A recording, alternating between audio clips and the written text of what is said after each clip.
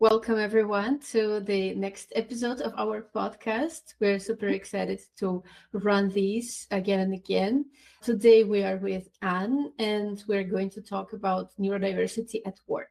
And this podcast is a series of episodes that we are having with experts in the fields that we, a Space Refinery, a design and build company that's based in Belgium, that's focusing on building people-centric workspaces for the future, for the teams, for the growth. We don't have that expertise, or maybe we want to know a bit more about it, and we want to have all the conversations around the topics that are extremely relevant to people who are working in the physical spaces, but also in the remote spaces, hybrid spaces. So it is a very evolving and very beautiful conversation that we always have with the experts like Anne today, because you always bring some amazing insights and very interesting and new information, some news, some data, some specific things that we can use so we can really provide the workplaces of tomorrow. And with Anne, we met at our event back in October, which we did with Bessie, and we were talking about indeed workplaces of the future. And you raised the conversation about neurodiversity at work, which sparked a lot of interest in our team, and we wanted to explore it with you. So with this podcast episode, we wanted to dive deeper, and we already have an article on our website about this topic, so we will be expanding on that. And also you have been doing some research that I would love for you to maybe talk a bit more about. So Anne, can you please introduce yourself and let us know a bit more about your work? So I am a Belgian HR consultant in the first place. I'm also a health and safety advisor and a neurodiversity inclusion consultant. So I am a diagnosed autistic and ADHD person, and I am the mother of an autistic son. So I know neurodiversity inside and out for sure. And I am working on all the way we could make sure neurodivergent can be included in the workplace, which is challenging, as at the moment in Belgium, not much is done to include them. Neurodiversity is actually the recognition that every single brain is different, that we all have a unique brain, and that we all have our own brain functioning, and that this triggers different needs from everyone. That is the foundation of neurodiversity. So not only neurodivergent have different brains, but also each neurotypical person has its own brain functioning. So practically each brain is wired in a very specific manner. That is one thing. And this entails that our senses work differently. So we have 5 basic senses, as everyone knows: sight, hearing, taste, smell, touch, but also different senses that no one speaks about for some reason, like a vestibular sense. That is the sense that makes you aware of how you are moving in space, on how your body moves in space. And if you believe this is not important, and if you take it for granted, ask Simone Biles, the athlete who had to give up her Olympic medal in 2019, I think it was, because she experienced a dysfunctioning of her vestibular system. During a routine, she had no idea where her body was. It could have ended very badly, but luckily for her, it did not. But she had to stop because she was unable to perform any gymnastics from that time on. Luckily for her, it was a temporary dysfunctioning. She recovered, while neurodivergent people don't have this opportunity. They have to deal with it every day. We also have proprioception. It is the awareness of where your body parts are located in space. If you experience dysfunction of proprioception, you may be very clumsy, hurt doors, hurt yourself very badly sometimes, shut a door on your fingers, that kind of things. And interoception is also a sense that is very important. it makes you aware of your internal bodily signals like hunger, like thirst, fatigue. It's again, it is very standard to you that how to interpret those signals, but a lot of autistic and ADHD people, for instance, don't have the same wiring of the brain that make their body very at risk at work, for sure, in terms of safety. And also, most offices are not comfortable for them and their needs. Each of those 5 or 8 senses can be enhanced or diminished, by the way. And it's different from a person to another. Myself, for instance, I really have issues with bright lights. So in an office that has bright lights, especially above my head, I would never be able to focus. It would be very tiring for me, and it would take a lot of my energy if I had to stay in such an office. For other people, it would be diminished, this sense. So they would need a lot of light to stay focused. So it's totally different. But both needs are valid and should be recognized. And offices could benefit from adapting their lighting, for instance. Same with hearing. Some people are very sensitive to noise. Some are very stimulated by noise and moves around them. And it differs really from a person to another. Taste is also a sense that can be either enhanced and diminished. So if you invite, for instance, an autistic person to a restaurant and you don't offer different menus, you may notice that the autistic person is unable to eat because the food might be too spicy or something like that. For other, it's different. Everything tastes bland. They have to add spices. Smell is also a very interesting sense, also overlooked. I have an autistic friends who have an amazing smell. She can smell anything, from meters to fragrances to deodorants to wool you're wearing. I think it's amazing. I think she's very lucky. And she says, can you believe it? I cannot focus at work. I smell anything. Even if someone has new shoes with new leather, I smell it. It's really annoying. So it takes a lot of her energy. Tactility is also one thing. Some people are stimulated by touch. They like to shake hands. Some others really hate it and cannot stand it. So it can be annoying and you have to adapt.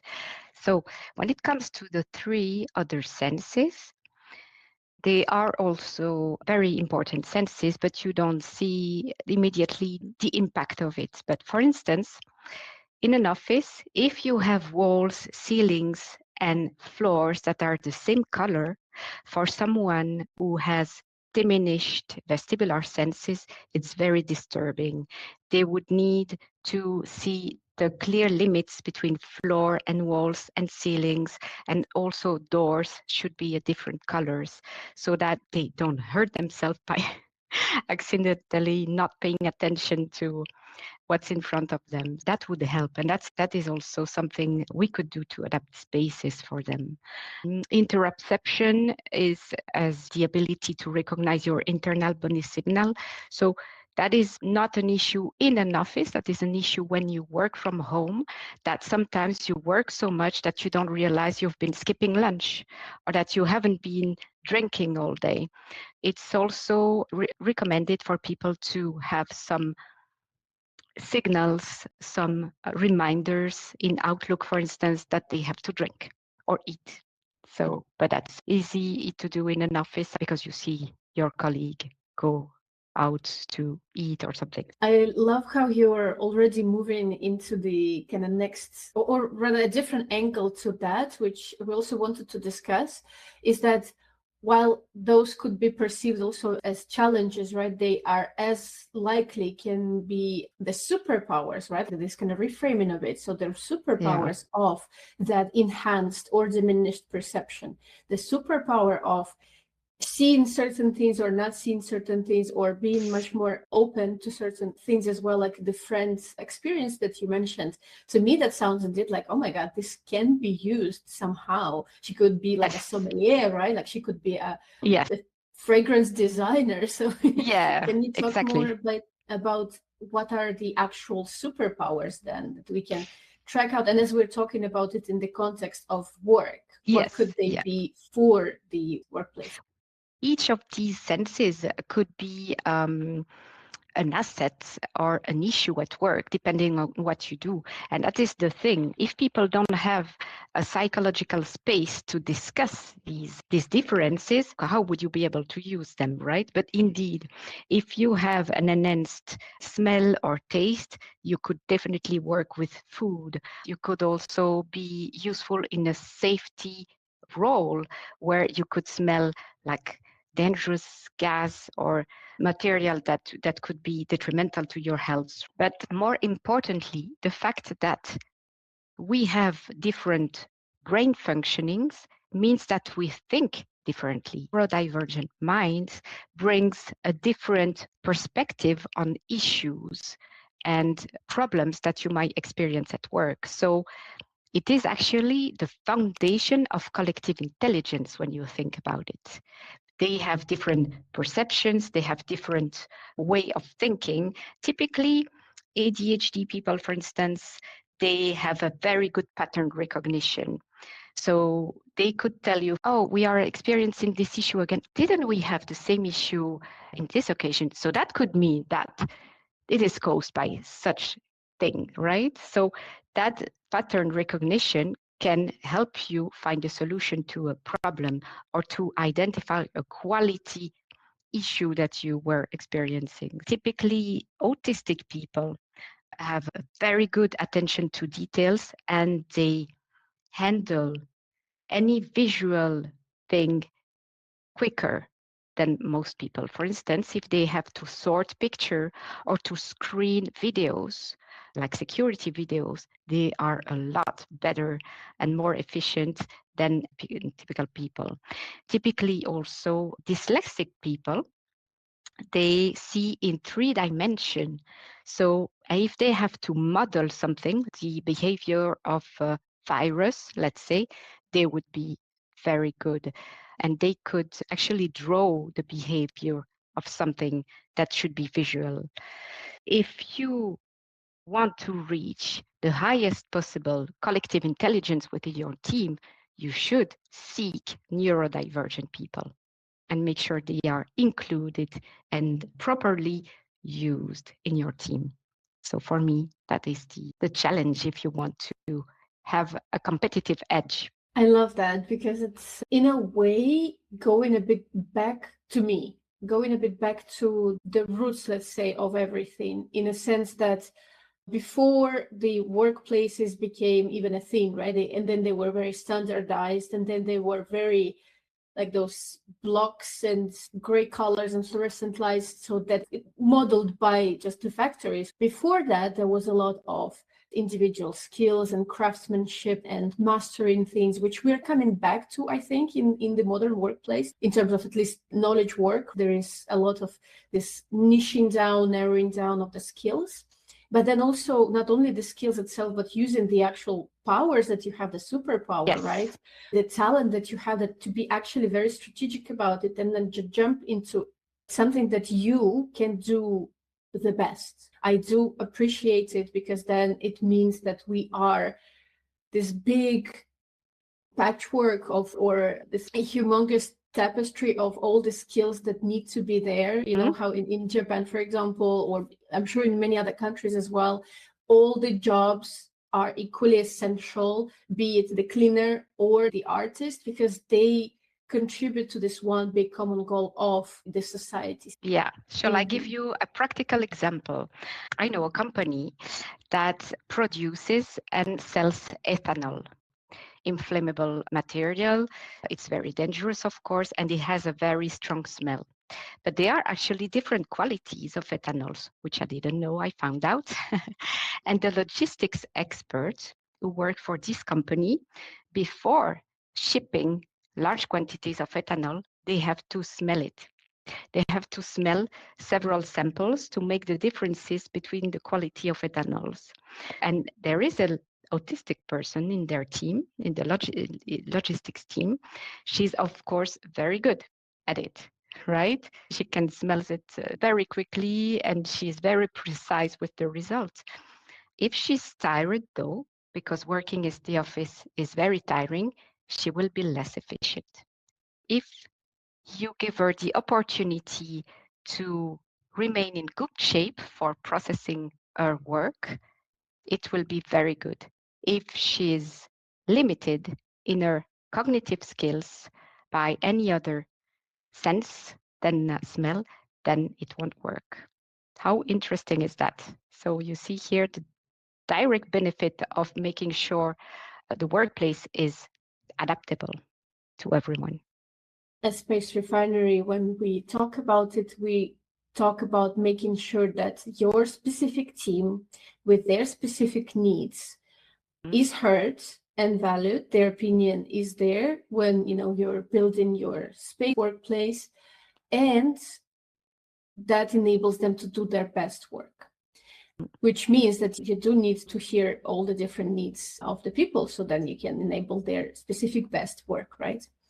And we already mentioned it also when we were writing about it in the article, that the typical office is not extremely conducive to, like classic, we're talking about indeed those kind of gray walls and fluorescent lights and outdated setup, which hasn't been updated at least since 2020, if not earlier, because things have changed in this past 6 years. So this very typical old office is not conducive to any kind of good work, let alone for neurodivergent people. So can we talk a bit more about what's going on usually still in these kind of normal, typical, outdated offices, and how the improvement of the physical place, but also the culture around approaching this, right? How the teams are approaching enabling this best work on their team is benefiting not only neurodivergent people, but everyone. Yes, it definitely. So there were studies conducted by McKinsey that showed that when neurodiversity inclusion is effective, it boosts the productivity of a team by 20%, which is quite significant, I find. And the retention rate of all employees is boosted with 90%. Isn't it good to know, right? That if you take these small steps of making sure the workplace is suitable for all types of brain functionings, you may boost your productivity and retention rates. I think it's worth the investment. And also, I believe some tasks are very suitable for neurodivergent people, provided they are in the right environment, of course. They may be boring for other people. Again, if you have to read a long text or a long contract to spot any mistakes or something, it would be a great job for an autistic person who would be very attentive to any details and who would love to work in a little corner quietly somewhere, while for some people, including me, that would be a very boring task. So again, in terms of team energy, team spirit, it's a good split of tasks. And also, apparently, neurodivergent people are very good with new technology like programming, like artificial intelligence, which is a very good opportunity, I believe, to reduce workload, also artificial intelligence and coding. So again, that would benefit the whole team. And if they are better, why not make sure they work in such projects, reducing workload by automating tasks, by using artificial intelligence? That would be beneficial to the whole team. But on the other hand, neurodivergent people are not risk takers. They might not be the best in, for instance, relationship management. So they might not be the best account managers you could find. They could benefit from having colleagues making sure someone is taking care of client relationships. And that would mean that the resources of your team is better allocated, that it's less tiring for everyone. So less risks of burnouts for the whole team. That alone is a big benefit in terms of well-being and efficiency. We can discuss here from indeed the efficiency and burnout and well-being, and we do maybe want to touch a bit on it as well, how the well-being maybe is a bit different from neurodivergent people, if there is some information about that. And also, how is it a business case, right? We're talking about the superpowers and the benefits and the things that the companies can really seize as an opportunity, right? For their better collaboration, but also for better skills on the team. But there are also some things that are there to enable the inclusion also on more process level or government level. So we know that there is new law in Belgium that is going to come into force. So maybe we want to talk about that. Guide us through the actual impact that the work on improving the inclusion on the team, at least in the context of neurodiversity, how does this benefit the teams? So yeah, in Belgium, we have this new law that was released in December saying that any employee who is at risk of burnout, of long-term career interruption, for instance, can ask for amendment of the workplace.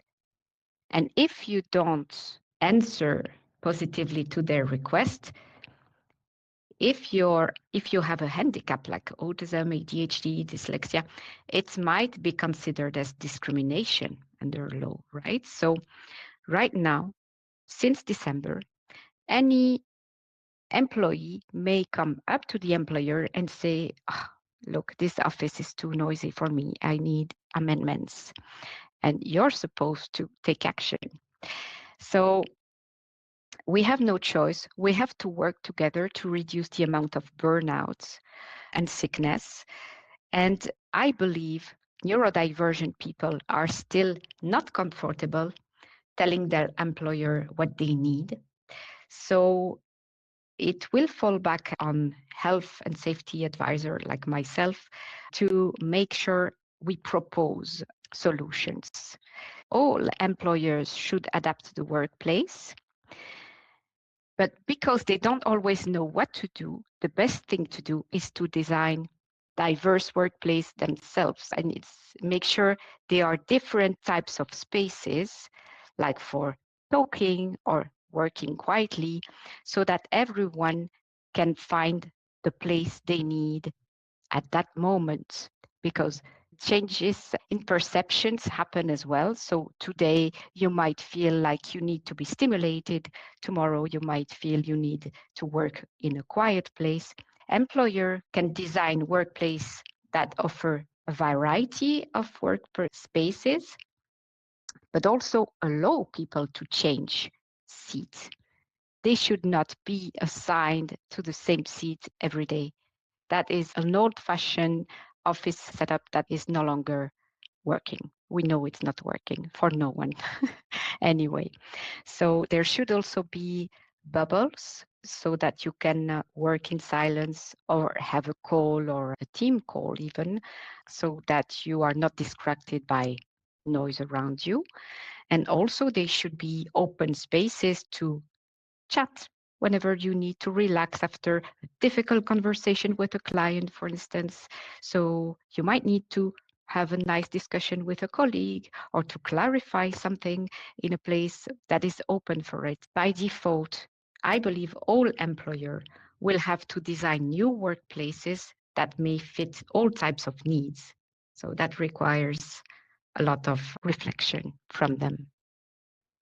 And inside of these spaces, they should be sure that managers know that people have different needs every single day.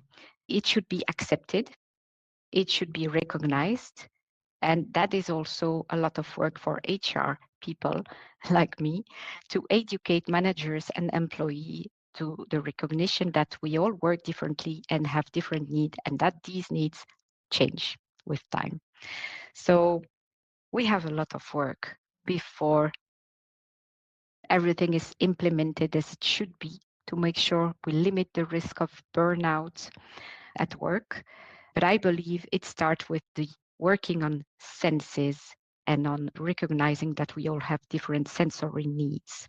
That's super insightful, because it also confirms in part, at least in our expertise, which is the actual physical workplaces, that the variety of spaces, as you mentioned, right? There are corners for private conversations, for focus, for individual work. There are also big social spaces, and usually they're centered around common activities, brainstorms, but also foods and kind of the water coolers of today, which be the cafeteria and coffee corner, or little lounges like that. The convertible spaces, the flexible space where you can take on different tasks. Maybe it is a presentation today, but tomorrow it is a gathering. And all of these are extremely customized. They need to be customized, as we were talking also earlier, to the team, the actual team needs today and tomorrow. And that is what we do, and also what you do, which is, yes, the physical space is relevant, but then it is important, it is critical, because we're talking about the actual physical presence in the space of all the people, neurodivergent or not. But you also are very busy, as you say, with the leadership aspects of it, with the management aspect of it, which is also a big key. So you were already mentioning educating the people and bringing in the knowledge. You have the research that you have been working on. Can you talk a bit more about your own parts into this big equation? Yeah, leadership is key. So it starts with assessing the psychological safety of a workplace, and also the social safety. So how safe are teams within themselves, and how safe is the leadership? So I did a lot of research on that, and honestly, I couldn't find much. I was so disappointed. They are self-assessment for leaders if they want to assess their own leadership qualities, but they are never no questionnaire about the psychological safety level of an employer, of a workplace. I could find something, and I'm still working on that questionnaire, and I'm going to taste it at the client next week. But I think it is very important that we can identify the risks and the safety level of a workplace before we can do anything, because improving the physical workplace is never enough.